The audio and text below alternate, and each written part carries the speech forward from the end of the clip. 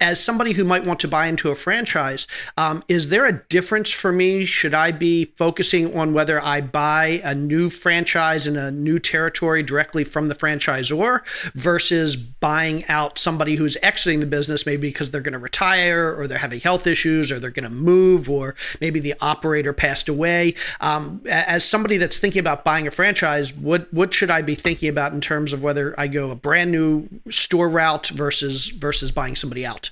Yeah, absolutely. So, the benefits of buying into a resale, as I'm terming it, in operating business is, you can probably hit the ground running faster, get to profitability faster.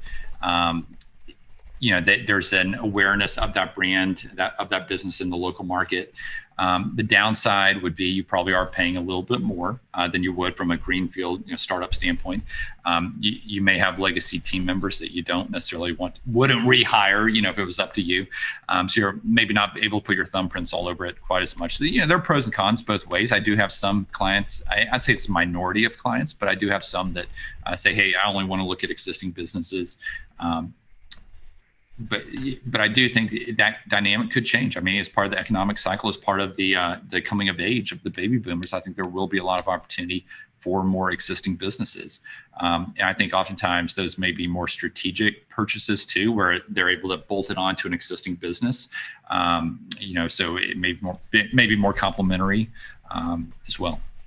That's awesome. Honestly, I'd never even thought about that. I guess when I think about somebody starting a franchise, you always typically think about, you go to the franchisor, you talk about a new territory and you do a build out and you hire your own team. But I guess for some people, having that even more of a business in a box, where you can literally come into a hired team and in a running store, and on day one, you're generating income as opposed to basically starting up on your own. That's an option for those that may see that as an advantage. And I was going to mention, you were asking about exit strategies earlier. That's another one that comes into play oftentimes is, here in Atlanta, that driveway business, there's 4 franchise owners in Atlanta. Well, at some point, someone's going to say, hey, I really love this business. I'm kind of doing better than the rest. And they're going to approach the others about buying their business. So when you do have multiple owners in a market, there's that potential for the merging, and that's a natural exit right there.